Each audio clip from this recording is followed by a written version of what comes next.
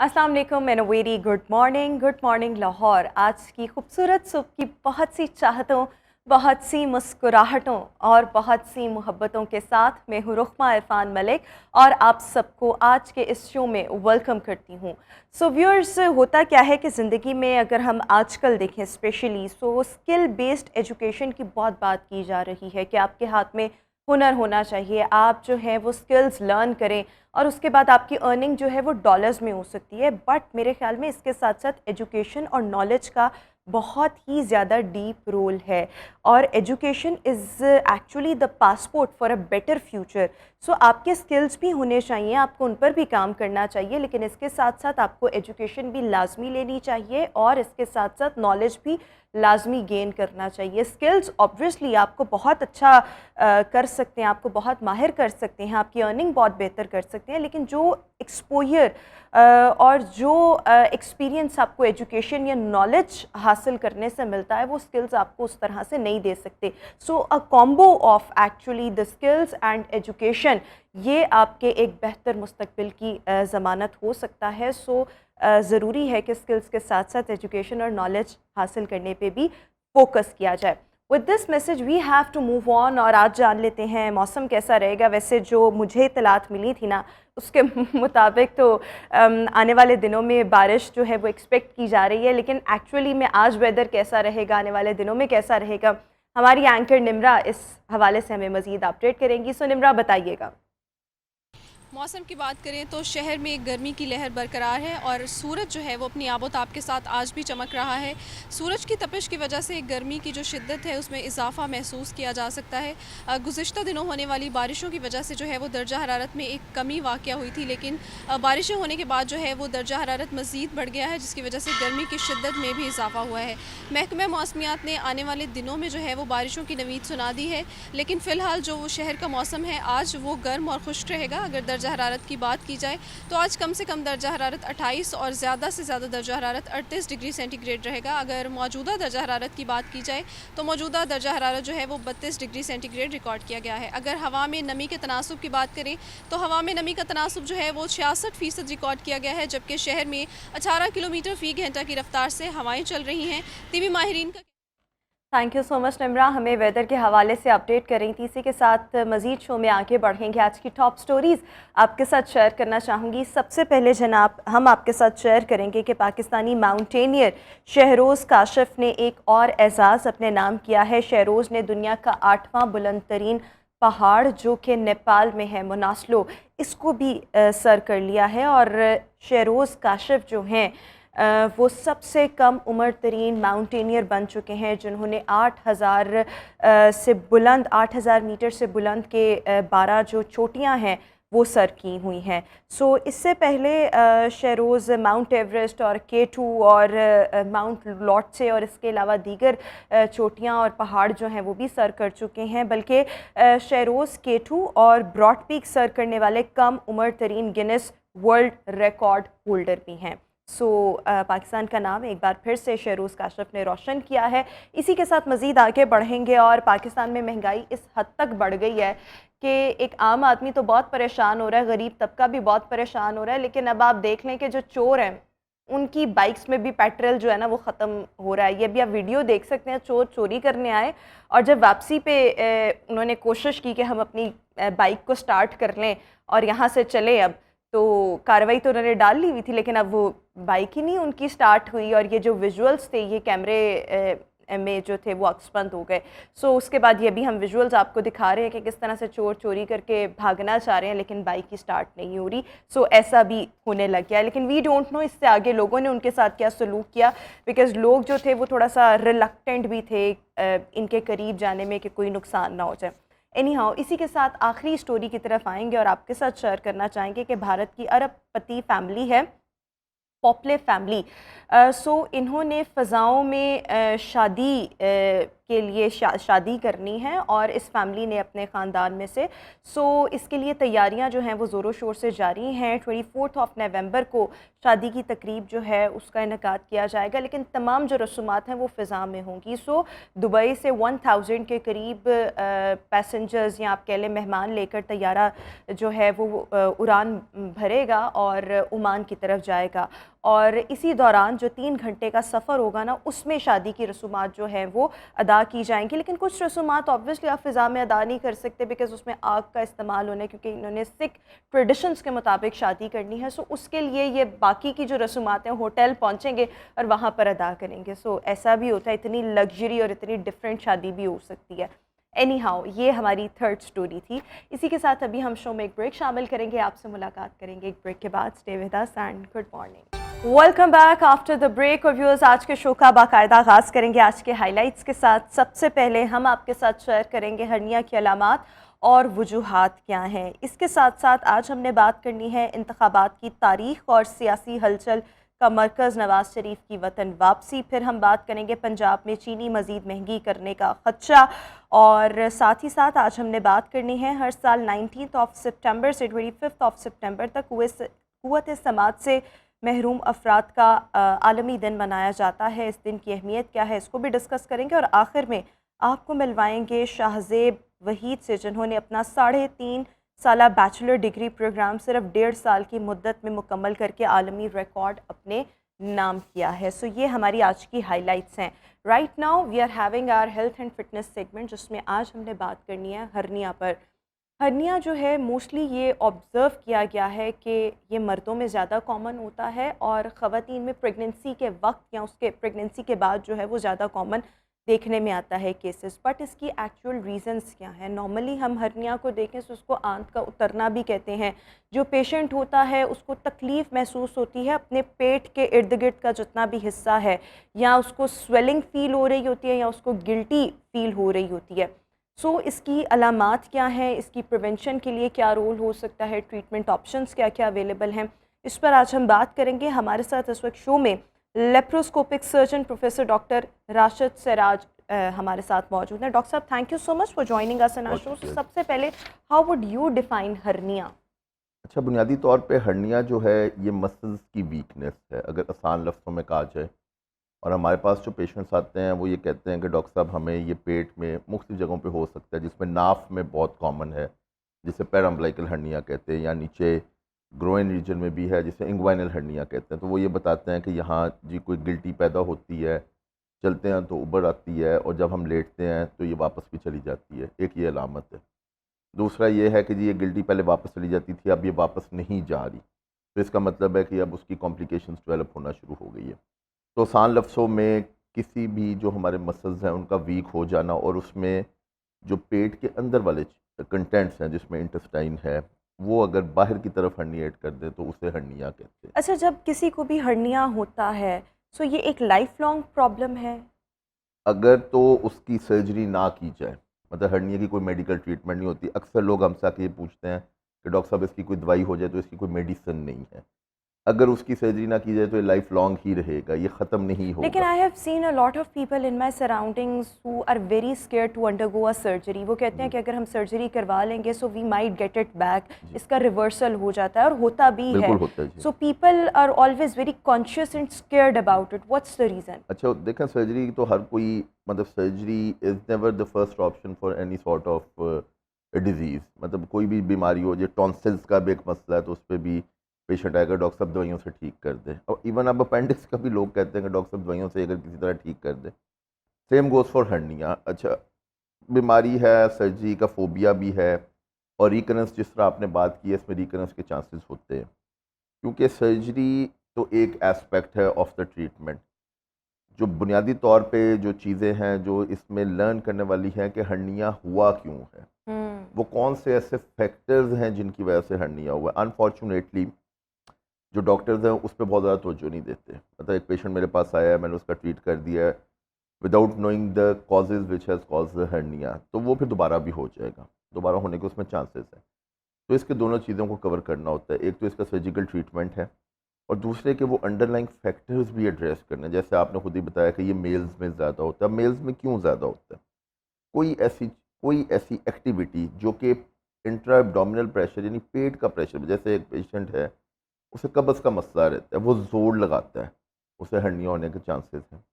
फिर हमारे ये जो लड़के इनिशियली यंग एज पे बॉडी बिल्डिंग शुरू कर देते हैं और बहुत अग्रेसिव करते हैं और विदाउट एनी गाइडेंस करते हैं, सुपरविजन नहीं करते, वो ज़ोर लगाते हैं, एक्सेसिव वेट्स उठाते हैं, उनमें हर्निया होता है। फिर ये जो मज़दूर तबका है, और मर्दों में इसलिए ज़्यादा होता है कि मर्दों ने घर के भी काम करने होते हैं। आजकल ये पानी की जो 20-20 लीटर की बोतलें हैं, ये बहुत लोग आके कंप्लेंट करते हैं जी कि मैंने वो बोतल उठा के डिस्पेंसर पे लगाई है तो उसके बाद से मुझे ये स्वेलिंग हो गई। अच्छा, तो ये ऑब्वियसली देखें कि अगर किसी भी मर्द ने इस तरह से हैवी कोई काम किया या कोई ऐसा काम किया जिससे उसको प्रेशर फील हुआ, जी, तो ये एक तवील अरसे तक अगर वो कर रहा है तब होगा, या एक दफ़ा भी वज़न मतलब उठाने में बहुत हो सकता अनलाइकली है? है कि एक ही दफ़ा हो, पर अगर वो डेली, जैसे जिम वाले लड़के डेली कर रहे हैं, मजदूर जो है वो डेली बोरियां उठा रहे हैं, जो घर में चीज़ें उठा उठा के इस जगह पे रख रहे हैं, एक जगह से दूसरी जगह शिफ्टिंग कर रहे हैं, तो उस पर कॉन्स्टेंट प्रेशर, पर जो एक ट्रिगर पॉइंट है वो तो एक दफ़ा डेवलप होना शुरू हो जाएगा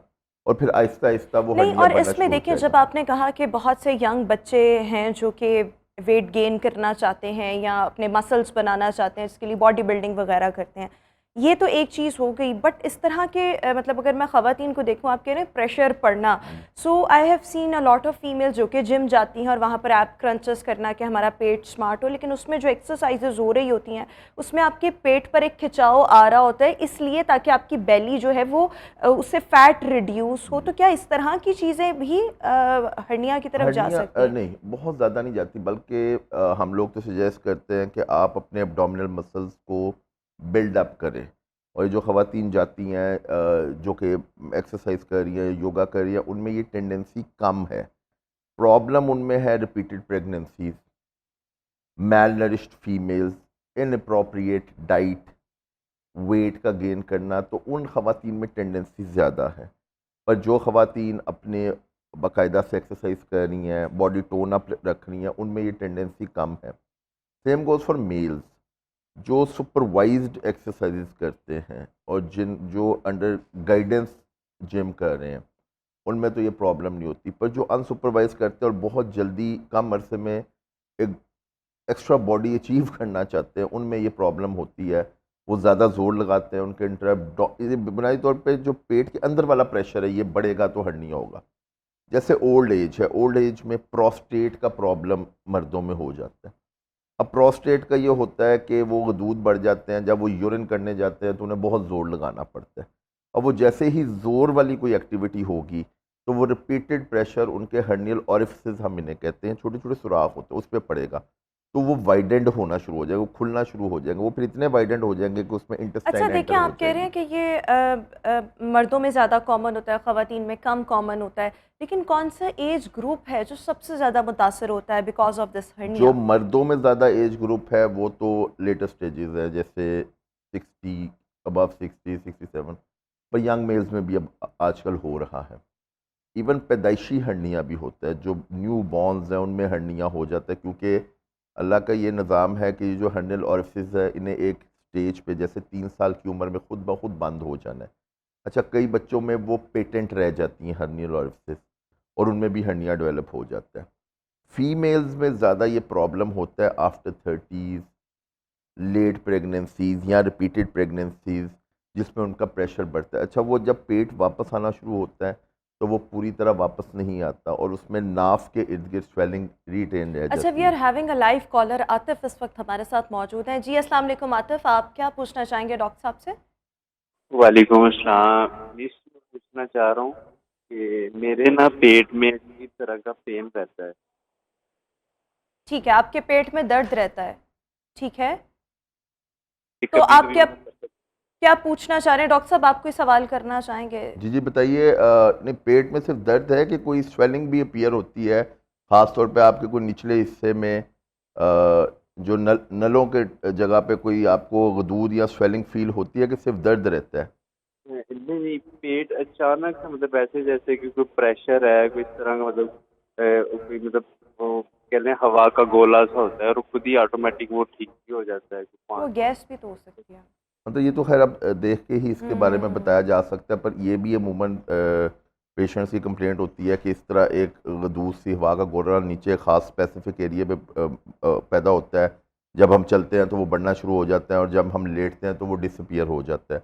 और अगर ये पर्टिकुलर अलामत हो तो वो हर्निया ही है। पर इस तरह वेगली तो देखिए किसी चीज़ के बारे में कमेंट करना मुश्किल है। वो हाँ, गैस लेकिन भी हो इसका सकता है। बेहतर तरीका यही है कि आप एक दफ़ा चेकअप करवा लें, वरना डॉक्टर साहब ने जो कहा है कि ये पर्टिकुलर हर्निया हो सकता है, अगर आपके साथ भी ऐसा ही होता है तो फिर you must get yourself check by some physician. Thank you so much Atif हमारे साथ मौजूद थे। अच्छा डॉक्टर साहब, एक और चीज़ कि ये पेट के किस, मतलब अगर हम देखें तो जैसे इंटेस्टाइन है, किस किस एरिया को सबसे ज़्यादा मुतासर कर रहा होता है? देखिए सबसे कॉमन तो ये नाफ के इर्द गिर्द होता है, जिसे पैराम्बलाइकल हर्निया कहते हैं। फीमेल्स में भी ज़्यादा उधर ही है। बुनियादी तौर पे ये पेट के ऊपर के हिस्से से लेकर नीचे तक कहीं भी हो सकता है। उसे एपिगैस्ट्रिक और हर्निया उसमें कहते हैं। फील कैसी आती है वंस यू रब योर उस पे हैंड ओवर देखिए इट? उभार सा फील होना शुरू हो जाता है। एक जो नाफ है वो डिस्टॉर्टेड हो जाती है, उसकी शक्ल डिस्टॉर्टेड हो जाती है। कई लोग कहते हैं कि ये नाफ हमारी बाहर निकल आई है, कई लोग कहते हैं हमें नाफ पड़ गई है। ठीक है। तो ये नीचे होता है। इसी तरह सेम गोस के जो लोअर साइड पे हर्नियाज होते हैं उन्हें इंग्वाइनल हर्नियाज कहते हैं। वहाँ नीचे साइड पे राइट और लेफ्ट दोनों साइड पे स्वेलिंग हो सकती है। अच्छा, वो स्वेलिंग फिर कई दफ़ा नीचे तक ट्रेवल कर जाती है। और उसमें लोग जो हमारे पास पेशेंट्स आते हैं वो जनरली ये कहते हैं कि डॉक्टर साहब इसमें हमें तकलीफ़ कोई नहीं है। तो वो कहते हैं जी अगर तकलीफ़ कोई नहीं है तो हम इसका इलाज क्यों करवाएं। तो हर्निया का इलाज इसलिए ज़रूरी है कि ये कई दफ़ा फंस जाता है, जिसे हम ये कहते हैं कि इसने ऑब्स्ट्रक्शन कर दी है और ये हर्निया वापस नहीं जा रहा। वो पेशेंट हमें आके कहेगा कि डॉक्टर साहब ये पहले तो मेरा वापस चला जाता था, अब 2 दिन हो गए हैं कि ये मैं दबा भी रहा हूँ तो ये हिस्सा नरम नहीं हो रहा। और उससे ये प्रॉब्लम होता है कि उसमें वो आंत आके फंस गई है, और अगर वो फंस गई है तो फिर तो इमीडिएट उसकी सर्जरी है। पेशेंट को उल्टियाँ शुरू हो जाएंगी, पेशेंट का वो कहेगा जी कि मेरा तो पेट फूलना शुरू हो गया, शदीद दर्द होगी और वो एक इमरजेंसी कंडीशन बन अच्छा ठीक है, जाएगी। ये तो आपने इमरजेंसी कंडीशन बता दी जिसका वाहिद इलाज फौरी तौर पर सर्जरी है, you must undergo a surgery. लेकिन उसके अलावा अगर किसी को ये चीज़ें फ़ील हो रही हैं सो उसमें वो अपने आप को बेहतर रखने के लिए टिल द टाइम वो सर्जरी नहीं करवाता, what should an individual do? Sir इसमें कोई एज सच कोई मेडिसिन तो नहीं है, बस ये तकलीफ है तो फिर कोई अब पेन उस पे किलर ये होगी? है कि वो एक क्रूड सा वेज होते हैं कि वो बेल्ट सी एक पहन लेते हैं जिसे एब्डोमिनल बाइंडर कहते हैं। वो जो हर्निया की प्रोग्रेशन की स्पीड है उसको स्लो डाउन करता है, बस दैट्स नॉट ए ट्रीटमेंट। इस तरह बाज़ारों में और भी बेल्ट्स अवेलेबल है। अब लोग इंग्वाइनल हर्नियास के लिए भी वो एक बाइंडर्स और बेल्ट पहन लेते हैं। You can just prolong the disease but it's not the treatment. The eventual treatment in surgery. और सर्जरी इसलिए करा लेनी चाहिए कि जो कॉम्प्लिकेशंस की मैं बात कर रहा हूँ अगर वहाँ तक हम पहुँच जाए तो ये डॉक्टर और पेशेंट दोनों के लिए एक चैलेंज बन जाता है। बिल्कुल ठीक हो गया। हमारे साथ एक लाइव कॉलर इरशाद मौजूद हैं। जी इरशाद, क्या पूछना चाहेंगे आप? जी अस्सलाम वालेकुम जी। जी वालेकुम अस्सलाम। नंबर 1 तो ये है कि डॉक्टर साहब ज़रा अपना जो नंबर है क्लिनिक का वो शेयर करें। जी जी जी मैं जी कर देता हूँ जी, ठीक बिल्कुल। है ठीक है। जी डॉक्टर साहब बिल्कुल उसको शेयर करें ताकि आपसे मिला जा सके चेकअप के लिए। सेकेंडली ये है कि मुझे एक मुद्दत से कंस्टिपेशन है, तो उसमें भूख भी लगती है, खाना भी पूरा खाता हूँ, लेकिन उसके मुताबिक जो उजला है वो नहीं निकलता, वो कंस्टिपेशन रहती है। तो प्लीज़ इसका ज़रा मुझे कुछ बताएं क्या बिल्कुल करना ठीक हो गया। Thank you so much. हमारे साथ इरशाद मौजूद थे। कॉन्स्टिपेशन का देखिए वो इलाज? कॉन्स्टिपेशन का बड़ा वैलिड इरशाद साहब का पॉइंट है कि कॉन्स्टिपेशन एक अंडरलाइंग फैक्टर है फॉर हर्निया। इरशाद साहब को हर्निया तो नहीं डेवलप हुआ होगा, पर अगर ये कॉन्स्टिपेशन के लिए स्ट्रेन करेंगे, स्टूल पास करने के लिए और जोर लगाएंगे तो ऑब्वियसली इनमें टेंडेंसी ज़्यादा हो जाएगी as compare to a normal individual. अब उसमें यह है कि इसमें दो चीज़ें, मैं वैसे हर अपने पेशेंट को एडवाइस करता हूँ कि अपनी डाइटरी हैबिट्स को बेहतर करें। डाइटरी हैबिट्स इस तरह कि कॉन्स्टिपेशन के लिए सब्जियां ज़्यादा लें, फ्रूट्स ज़्यादा लें, अपने जो डाइटरी कंटेंट्स है उसमें से कार्बोहाइड्रेट्स रोटी चावल कम करके सैलड्स की तरफ स्विच ओवर हो। और ऑब्वियसली रोटी और चावल हमने खाने ही होते हैं, और उसके साथ सैलड्स पानी का बहुत कसरत से यानी इस्तेमाल। कि नेचुरल ऑर्गेनिक जी फूड और ऑर्गेनिक सादा फूड्स गज़ाओं लें, की तरफ आप आ खीरे जाएं। खा लें, गाजरें ले लें, चुकंदर ले लें, सलाद के पत्ते ले लें, इस तरह की चीज़ें लें और पानी का बहुत इस्तेमाल करें। बिल्कुल ठीक। We are left with just 1.5 minute only. So इसमें मैं चाहूँगी इसको हम कंक्लूड करते हैं कि those who are suffering from this particular disease what should they do, और जो लोग अभी सर्जरी की तरफ नहीं जा रहे, बिकॉज मैंने अपने इर्द गिर्द भी 2-3 ऐसे लोग देखे हैं, वो 10-10 साल से हर्निया लेके बैठे हुए सर्जरी नहीं करवाते, तो फिर ऐसे लोग अपनी चीज़ को मैनेज, प्रॉब्लम को मैनेज कैसे करें? Treatment and management. ट्रीटमेंट तो देखे इसकी सर्जरी ही है, मतलब there is no other options, कोई मेडिसिन नहीं है, तो वो तो एक बिल्कुल ही थॉट नहीं तो है। फिर अगर दोबारा हर्निया हो जाए तो फिर दोबारा सर्जरी है? दोबारा हर्निया का भी चांस होता है, उससे हम कहते हैं कि रिकरेंट हर्निया, कि दोबारा से रिकरेंस होगी। उसके लिए सबसे इम्पोर्टेंट ये है कि जिस तरह मैंने पहले बताया कि एक तो अंडरलाइन कॉज को एड्रेस करें, जैसे अब यही हमारे कॉलर थे कि अगर इन्हें कॉन्स्टिपेशन है तो मैं इनका हर्निया भी ट्रीट करूँगा, साथ इनकी कॉन्स्टिपेशन को भी रिलीव करूँगा ताकि इन्हें दोबारा ना हो। दूसरा, इस पर टेक्निक्स और जो लेटेस्ट टेक्निक्स है आजकल, उसमें वो मैश लगा देते हैं। अब लोगों को नोहा होते हो, हमें खुद आके कहते हैं कि डॉक्टर साहब वो जाली आपने ज़रूर लगानी है, जाली हम मैश उसे कहते हैं। एक वो है कि जो बेहतर से बेहतर मैश है, बेहतर जगह से ऑपरेट कराएं, स्किल्ड डॉक्टर से करवाएं, और अपने अंडरलाइंग फैक्टर, अगर प्रोस्टेट का इशू, प्रोस्टेट को एड्रेस करें, ओबेसिटी को करें, कॉन्स्टिपेशन है, स्मोकर्स में ज़्यादा होता है, वो स्मोकिंग कम करें। अगर किसी को खांसी का इशू चल रहा है, वो अपनी खांसी को बेहतर करे, तो इंशाल्लाह ये दोबारा नहीं होगा। और जिन लोगों ने सर्जरी नहीं करानी, उनको ये है कि जो उनके यही फैक्टर्स जो मैंने अभी गुजारिश की है, वो उनको एड्रेस कर लें, वो बेल्ट पहन के रख लें, पर एक चीज़ को मद्देनज़र रखें, जो कि मतलब मैं समझता हूँ कि पूरी गुफ्तगू का हासिल होगा, कि अगर वो हर्निया फंस गया है और वो वापस नहीं जा रहा, प्लीज़ उसको लेट ना करें, उसको फ़ौरन चेक कराएं और उसका फ़ौरन ऑपरेशन बिल्कुल ठीक हो गया। और आपका नंबर जो कि हमारे वो मैं कॉलर शेयर ने कर मांगा अभी था, बिल्कुल ठीक हो गया। Thank you so much doctor साहब, हमारे साथ आज शो में मौजूद है। व्यूज़, इसी के साथ अभी हम शो में एक ब्रेक शामिल करेंगे, आपसे मुलाकात करेंगे एक ब्रेक के बाद। Welcome back after the break. और व्यूअर्स, जब हम पाकिस्तान में टैलेंट की बात करते हैं या ऐसे यंगस्टर्स की बात करते हैं जो कि स्कॉलरशिप्स पर बाहर जाते हैं और पढ़ते हैं और पाकिस्तान का नाम रोशन करते हैं, और बहुत सी फिर ऐसी स्कॉलरशिप्स होती हैं जिनके लिए क्राइटेरिया बहुत सख्त होता है, बड़ी कम्पैटिटिव किस्म की स्कॉलरशिप्स होती हैं, लेकिन इनके लिए क्वालिफाई करना ये एक बहुत बड़ी अचीवमेंट होती है। ऐसी एक स्कॉलरशिप है, एक्सचेंज प्रोग्राम है, basically it's a semester exchange program, जिसको यू ग्रेड एलमनस भी कहते हैं, जिसके लिए क्वालिफाई किया मोमल समन ने, और उसके बाद ये अमेरिका गई, वहाँ पर अपना एक सेमेस्टर गुजार कर आई। और कैसा ये इनका जर्नी रहा, और मतलब ये चीज़ें इनके लिए कितना आगे आने वाले वक्त में फ़ायदेमंद हो सकती हैं, जो इर्द गिर्द के स्टूडेंट्स हैं वो इस तरह की स्कॉलरशिप्स के लिए किस तरह से क्वालिफाई कर सकते हैं, आज हम शो के सेगमेंट में इस सब पर बात करेंगे। हमारे साथ मोमल समन इस वक्त शो में मौजूद हैं, जो कि यू ग्रेड एलमनस हैं और एजुकेशन एक्टिविस्ट हैं। Momal, thank you so much for joining us in our show. So सबसे पहले जो यू ग्रेड है, ये जो स्कॉलरशिप है, बेसिकली इसके बारे में बताएं। आपने जिस तरह से पहले कहा कि basically it's a semester exchange program, but इसको थोड़ा सा एक्सप्लेन करते हैं। जी, सो बेसिकली जो स्टूडेंट्स अपने अंडर ग्रेजुएट में हैं, किसी भी फील्ड से, they can be from MBBS, they can be from political science, किसी भी फील्ड से वो हैं, अंडर ग्रेजुएट में they can apply for this semester exchange opportunity. So this is a scholarship basically. You apply and if you get selected, आप America जाते हैं and you live there for like 4 to 5 months। जहाँ आपकी placement होती है, you get allotted some American families, वो आपकी host families होते हैं, you make friends with American people और बहुत से इंटरनेशनल स्टूडेंट्स के साथ। और इसका प्रोसेस ये होता है कि अप्लाई करने के बाद you go through an interview phase, उसके बाद आप टोफल देते हैं, और ये बहुत कम्पिटिटिव होता जा रहा है क्योंकि अवेयरनेस बहुत बढ़ती जा रही है, तो बहुत सारे स्टूडेंट्स अप्लाई करते हैं। Even when I applied, around 20,000 people had applied and only 50 got selected. So now it's getting very competitive. अच्छा, what's your basic education? So my major, actually I'm a student at LUMS and my major is political science and education policy. ठीक So है। इसी को मैंने वहाँ पे pursue किया था, लेकिन मैंने कुछ ऐसे subjects उठाए थे जैसे journalism and language. I took French. So you can choose what subjects you want to study there, but आपके major But से how relevant. did you get to know about this particular scholarships? Because लोगों को नहीं पता। हाँ, वाकई। हम्म।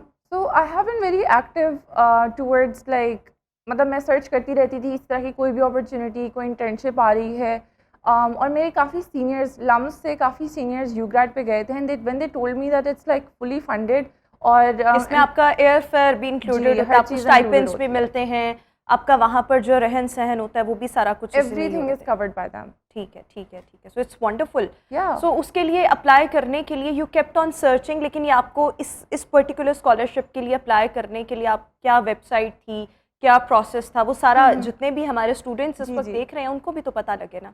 Definitely. और आपका फिर पिछला स्कोर कैसा होना चाहिए, एकेडमिक रिजल्ट्स कैसे होने चाहिए? एग्जैक्टली वो तो बहुत इंपॉर्टेंट एस्पेक्ट है।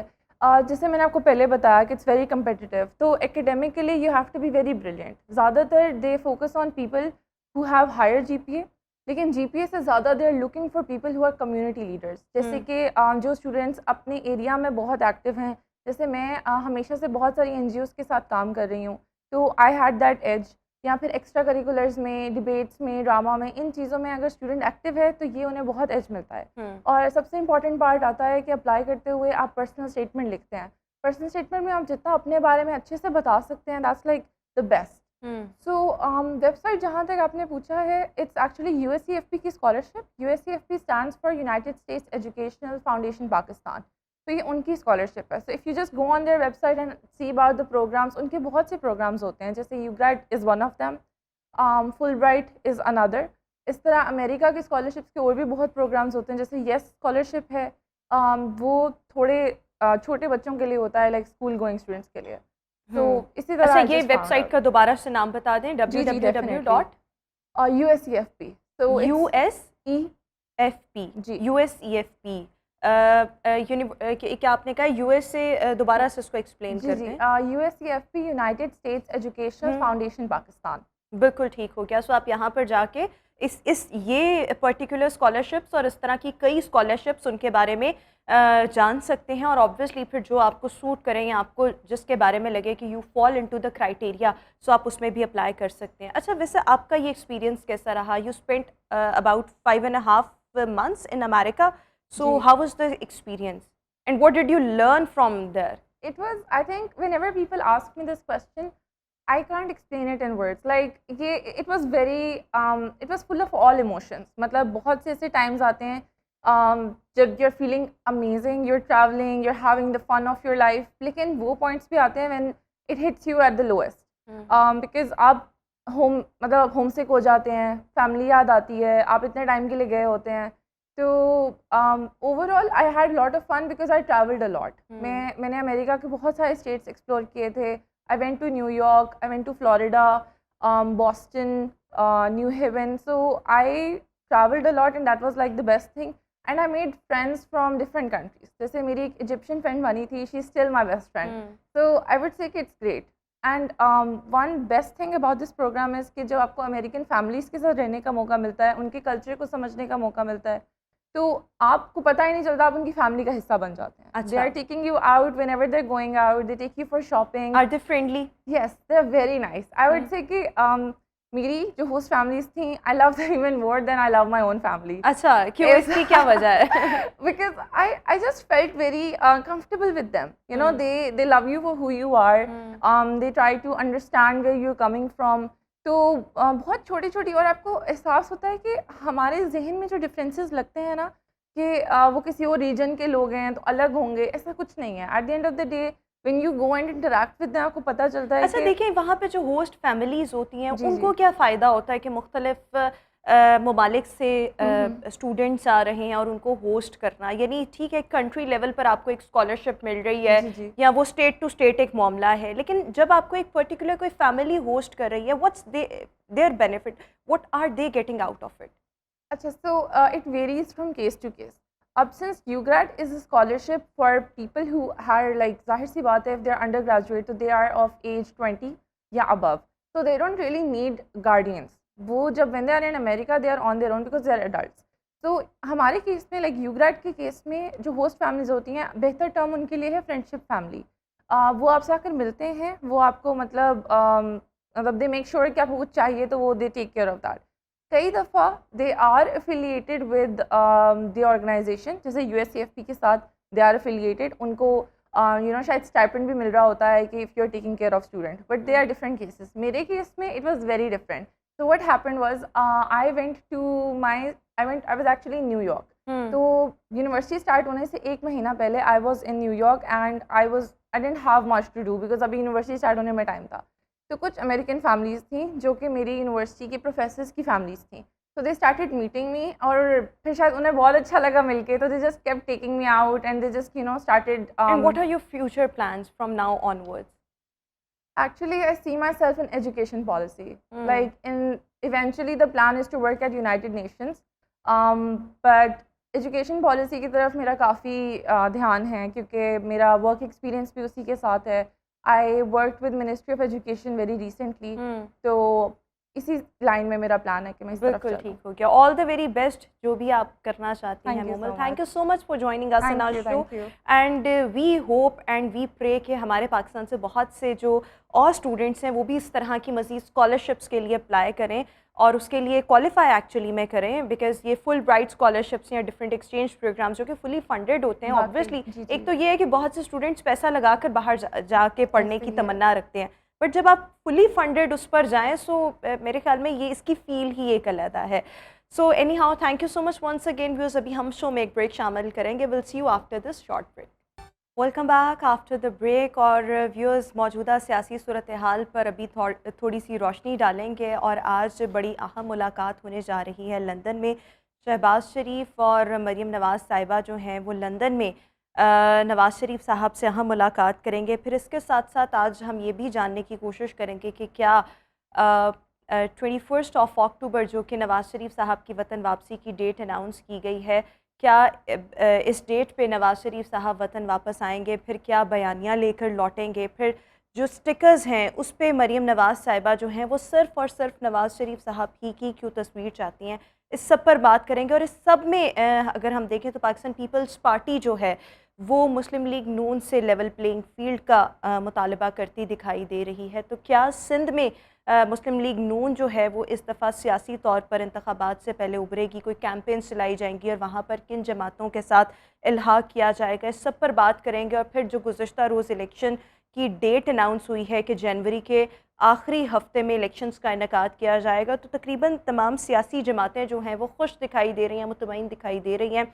एक्सेप्ट पाकिस्तान तहरीक इंसाफ जिसने सुप्रीम कोर्ट अदालत से रुजू करने का ऐलान किया है. सब पर बात करेंगे. हमारे साथ इस वक्त हमारे कॉरेस्पॉन्डेंट वक्कास गौरी साहब शो में मौजूद हैं और साथ ही साथ रहनुमा नून लीग एजाज़ आलम साहब शो में मौजूद है. अपने दोनों मेहमानों का शुक्रिया अदा करना चाहूँगी. सबसे पहले एजाज़ साहब मैं आपसे गुफ्तगू का आगाज़ करना चाहूँगी. कहा जा रहा है कि शहबाज शरीफ साहब जो है वो बड़ा अहम पैगाम लेकर नवाज़ शरीफ साहब के पास गए हैं और आज मुलाकात भी एक्सपेक्टेड है. सो आप बता सकते हैं कि इन उमूर पर बात होगी, मुलाकात का एजेंडा क्या है, क्योंकि उन्होंने 2 रोज़ ही पाकिस्तान में गुजारे हैं और फिर उन्होंने वापस लंदन की फ़्लाइट ले लिया. सबसे पहले तो देखें कि ये बड़ी खुशाइन बात है कि इलेक्शन कमीशन ने इंतखाबात का तारीख का ऐलान किया है और उन्होंने जनवरी के जो आखिरी हफ्ते में उन्होंने कहा कि इलेक्शन का इनेकाद हो जाएगा. तो ये एक बड़ी खुशाइन बात है क्योंकि पाकिस्तान में जितनी सियासी पॉलिटिकल पार्टी थी उनका यही मुतालबा था कि वो चाहती थी कि इलेक्शन कमीशन जो है वो इंतखाबात का ऐलान करे. तो उसके साथ ज़ाहिर बात है कि नवाज़ शरीफ साहब जो पार्टी के कायद हैं उनकी भी आमद है. उन्होंने जो पार्टी की तरफ से एलामिया जारी हुआ इसमें 21 अक्टूबर को वो पाकिस्तान आ रहे हैं. तो एकदम जो सिचुएशन चेंज हुई है तो ज़ाहिर बात है कि क़यादत वहाँ पे बैठ के आगे फ्यूचर की जो स्ट्रेटजी है उसको डिस्कस करेंगे. तो यकीनी तौर पर इसलिए शहबाज शरीफ साहब को वापस जाना बिल्कुल ठीक, बिल्कुल ठीक. वकास गौरी साहब आपसे मैं यही सवाल करना चाहूँगी कि 2 रोज़ पाकिस्तान में क़याम के बाद शहबाज शरीफ साहब वापस नवाज़ शरीफ के पास लंदन चले गए, तो कोई इस मुलाकात का ख़ास एजेंडा है? और प्लस जो गुज़श्ता रोज़ ECP ने इलेक्शंस की डेट अनाउंस कर दी है और फिर आज अहम मुलाकात होने जा रही है, तो क्या दोनों का आपस में कोई हम लिंक निकाल सकते हैं? देखें, अगर कोई ये कहे कि शहबाज शरीफ जो हैं वो नवाज़ शरीफ की इस्तकबाल की तैयारियों पर कोई मुशावरत के लिए अचानक लंदन गए हैं, तो मेरा नहीं ख्याल कि ये हकीकत से करीब है, क्योंकि शहबाज शरीफ पहले ही 1 माह जो है उन्होंने लंदन में क़याम किया और तफसीली मुलाकातें की. अब कुछ जो नून लीग का ग्रैंड मुशावरती इजलास हुआ था लाहौर में, उसमें मेरे ख़्याल के मुताबिक मियाँ नवाज़ शरीफ की जो एक सख्त तकरीर थी और एक उनका जो एक ख़ास बयानिया है इस्टेब्लिशमेंट के बारे में और जजों के बारे में, उस पर कुछ हलकों को तहफ़्फ़ुज़ात हैं. और दूसरा मुस्लिम लीग नून में जो अब इंतखाबात से पहले जो उनके रहनुमाओं के आपस में चपकलिश है और जो उनके एक फासले हैं वो बढ़ रहे हैं और इसका जो नुकसान है वो पार्टी को हो रहा है। तो ये दो अहम एजेंडे हो सकते हैं आज की जो लंदन में अहम मुलाकात होने वाली है। दूसरा जो है, बाज़ क़ियास आराइयाँ भी की जा रही हैं कि 21 अक्टूबर जो मियां नवाज़ शरीफ की वतन वापसी की तारीख़ है, शहबाज शरीफ साहब ये मशवरा देने गए हैं कि आप इसमें कुछ तब्दीली करें, जबकि मरियम साहिबा ये चाहती हैं कि मियां नवाज़ शरीफ जो हैं वो 21 अक्टूबर को ही अच्छा, पाकिस्तान ये वापस जाएं। तब्दीली के ख़्वाहां क्यों हैं शहबाज शरीफ साहब? देखिए, शहबाज शरीफ साहब खुद अपने बारे में ये कहते हैं कि वो इस्टेब्लिशमेंट की आंखों का तारा हैं तारा है। और जो तारा तभी चमकता है जब उस पर लाइट जो है वो सूरज जो है वो डाले। तो मेरा ख्याल है कि कोई उनको कहीं न कहीं से कोई मैसेज दिया गया और वो मैसेज आगे बड़े भाई को कन्वे करने गए अच्छा, हैं। एक और चीज़ के हम तक ये इतलात भी आ रही थी कि मुख्तलिफ़ सहाफ़ती हलकों की जानिब से मुख्तलिफ़ ये जो बीट रिपोर्टर जो मुस्लिम लीग नून की बीट भी करते हैं कि इस वक्त मुस्लिम लीग नून के अपने अंदर भी इख्तलाफात जो हैं वो पाए जा रहे हैं। फिर एक स्टिकर का मामला हुआ कि मरियम नवाज़ शरीफ साहिबा चाहती हैं कि जो स्टिकर्स हैं उस पे सिर्फ़ और सिर्फ नवाज़ शरीफ साहब की तस्वीर हो। तो ये क्या मामला है? और अगर कोई इख्तलाफात हैं जो कि अब के नहीं, काफ़ी पुराने हैं, तो जो लेटेस्ट इख्तलाफात जिन वजूहात की बिना पर हुए, वो रीज़न्स क्या हैं? देखिए, मुस्लिम लीग नून में तो बज़ाहिर सब अच्छा है, लेकिन जो पार्टी के ज़राए हैं वो शुरू से ये जानते हैं कि ये पार्टी जो है वो कहीं न कहीं कुछ मामलात में धड़ाबंदी का शिकार है। मरियम साहिबा ये ग्रैंड मुशावरती इजलास में उन्होंने अपनी तकरीर के दौरान ये बात की। मैं जो इत्तफ़ाक़न उस इजलास में ही मौजूद था और कई उस पे जो लीगी रहनुमा थी अज़मा बुखारी, वो उस पे नाराज़ भी रहीं मुझसे कि आपने क्यों हमारे इजलास को अंदर आके कवर करने की कोशिश की। बहरहाल मैंने तो अपनी ड्यूटी के तौर पर जो है उसकी मालूमात लेने की गर्ज से उस इजलास में मैं दाखिल हुआ। तो मरियम साहिबा ने अपने खिताब में बड़ा पुरज़ोर उन्होंने इसरार किया कि तस्वीर जो है स्टिकर्स पर, अब ये स्टिकर्स मैं आपको बताऊं कि बाइक पे भी, गाड़ियों पे भी और ये पब्लिक ट्रांसपोर्ट पे भी, और ये बैनर्स और ये सारा एक वो पब्लिसिटी मुहिम बहुत बड़ी चलाना चाह रहे हैं मियां नवाज़ शरीफ की वतन वापसी से कबल। तो उन्होंने कहा कि तस्वीर सिर्फ नवाज़ शरीफ की लगेगी, क्योंकि नवाज़ शरीफ जो हैं वो इत्तेहाद की अलामत हैं। मियां नवाज़ शरीफ उस वक्त वीडियो लिंक पर मौजूद थे, तो उन्होंने फ़ौरन कहा कि मैं यहाँ पे ये ऐड करना चाहूँगा कि मेरे भाई की भी तस्वीर लगाएं। लेकिन मरियम नवाज़ ने उसका भी जो है वो तुर्की बतुर्की जवाब दिया कि शहबाज शरीफ जो है मियाँ साहब आपका ही अक्स है। तो अब देखें तस्वीर, अब वो पब्लिसिटी स्पीकर एजाज आलम साहब बताएंगे। बिल्कुल, छाप एजाज रहे हैं आलम तो साहब से भी मैं ये जानने की किसकी कोशिश तस्वीर है उस करूंगी कि पे। इख्तलाफात और असल वजह क्या है, इस पर भी हम बात करेंगे। लेकिन अभी हम शो में एक ब्रेक शामिल करेंगे। ब्रेक के बाद दोबारा हाजिर हों।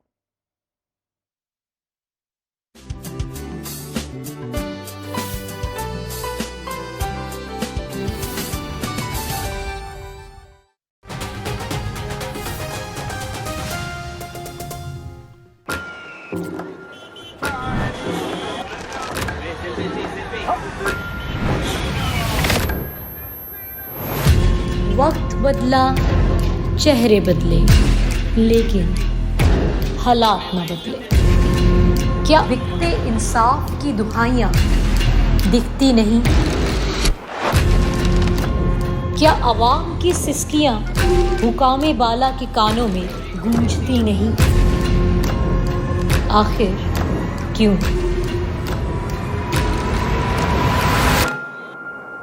ताकत के नशे ने मजलूम की आवाज़ को कहीं दफन कर दिया है।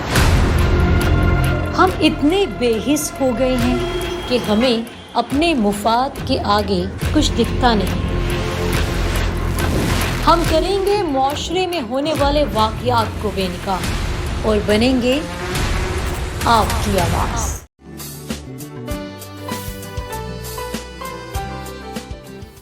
Welcome back after the break. और व्यूअर्स, हम बात कर रहे हैं नवाज़ शरीफ साहब की वतन वापसी को लेकर और फिर जो इंतखाबात की डेट अनाउंस हुई है, प्लस इस सब में अगर हम देखें तो इस वक्त नून लीग के अपने अंदर भी जो हैं वो इख्तलाफात चल रहे हैं। किस किस्म के इख्तलाफात हैं, किन बातों को लेकर आपसी इख्तलाफात हैं? एजाज़ आलम ख़ान जो कि रहनुमा नून लीग हमारे साथ शो में मौजूद हैं, इनसे जानेंगे। एजाज़ साहब, इख्तलाफात तो हम बहुत अरसे से नून लीग के अंदर सुन रहे हैं, लेकिन ये जो हालिया इख्तलाफात हैं इसकी क्या वजह है? कुछ चीज़ें जो हमारे कॉरेस्पॉन्डेंट इस वक्त बैठे हुए हैं वकास गौरी, उन्होंने भी शेयर की, और फिर ये स्टिकर्स पर एक ही तस्वीर वाला क्या मामला है? देखिए, सबसे पहले जो बुनियादी बात है कि जब शहबाज शरीफ साहब की मशावरत से ही मरियम बीबी को जो है चीफ ऑर्गेनाइज़र बनाया गया, तो उन्होंने आकर जो है यूथ के साथ, मिनॉरिटीज़ के साथ और जो मेन स्ट्रीम पार्टी है उनके साथ अपनी मीटिंग शुरू करें। अभी भी वो इस सारी जो मियाँ नवाज शरीफ साहब की वापसी की जो कैंपेन है उसको वो लीड कर रही हैं। तो यकीनी तौर पर आप इख्तलाफात तो नहीं कह सकते, बड़ी पार्टीज़ के अंदर आपस में मशावरत में कोई अमल दखल आगे पीछे हो तो उसको हम इख्तलाफात नहीं कह सकते, क्योंकि ये तो आपको पता है कि बड़ी बड़ी ख़बरें चलती थी कि नून से शीन निकलेगी, ये इस तरह की बड़ी बड़ी ख़बरें आई हैं, लेकिन कुछ भी नहीं हुआ। और मियाँ नवाज शरीफ साहब और शहबाज शरीफ साहब, नहीं, एक वक्त था कि जब शाहिद खान अब्बासी और मुफ्ता इस्माइल के बारे में बात होती थी, कहा जाता था नहीं कोई इख्तलाफात नहीं, सब ठीक है, लेकिन फिर वो लेटर ऑन कुछ अरसे के बाद चीज़ें सच साबित हुई ना। लेकिन इसके बावजूद देखें, शाहिद खान अब्बासी या मुफ्ता इस्माइल ने उन्होंने पार्टी तो नहीं छोड़ी, और उन्होंने कहा कि हमारा पार्टी के साथ कुछ चीज़ों पे इख्तलाफ ज़रूर है, लेकिन हम पार्टी से बाहर नहीं है। तो फिर भी उन्होंने मतलब कि उन्होंने कायद जो है मियाँ नवाज शरीफ को ही जाना। तो ये इस तरह की है। बाकी ये जो देखें, मियाँ शहबाज शरीफ साहब भी बारहा मरतबा ये कह चुके हैं कि मेरे लीडर, मेरे कायद मियाँ नवाज अच्छा, शरीफ साहब। एक ये जो स्टिकर्स वाला मामला है कि स्टिकर्स पर सिर्फ और सिर्फ नवाज शरीफ साहब की तस्वीर होगी, इस पे मरियम नवाज शरीफ साहिबा क्यों नहीं चाहती? अगर दोनों भाइयों की इकट्ठे भी तस्वीर आ जाए तो उससे क्या मज़ाइका है? और क्या पार्टी के अपने अंदर इस मामले को लेकर क्या राय पाई जाती है? देखें जी, किसी की कोई राय नहीं है इसमें। देखें, तमाम में हमज़ा शहबाज साहब भी, मियाँ शहबाज शरीफ साहब भी, वो मियाँ नवाज शरीफ साहब को अपना लीडर मानते हैं, और वो कहते हैं कि हम, और इस अगर किसी मियाँ नवाज शरीफ साहब की तस्वीर पे किसी को इख्तलाफ तो नहीं है लगाने पर, तो जब शहबाज शरीफ साहब की पे तो है ना। शहबाज शरीफ साहब की तस्वीर, शहबाज शरीफ साहब को इख्तलाफ नहीं है इस बात या हमज़ा शहबाज को कि मेरी तस्वीर लगे या ना लगे, तो फिर ये तो लेकिन ये ऐसे मरियम नवाज शरीफ साहिबा को तो एतराज़ है ना, इस पे तो आप देखिए, कि मरियम उनको तो नवाज मसला शरीफ है साहब चाह रही हैं, क्योंकि जारी बात है कि 21 अक्टूबर को मियाँ नवाज शरीफ साहब आ रहे हैं, और इस वक्त पार्टी का चेहरा मोहरा मियाँ नवाज शरीफ साहब है, तो उनके आने से ही जो पार्टी जो है उसमें एक तहरीक शुरू होगी। बिल्कुल ठीक। और नवाज शरीफ साहब की वतन वापसी को लेकर जो कारकुनान हैं मुस्लिम लीग नून के, वो किस हद तक पुरजोश होंगे और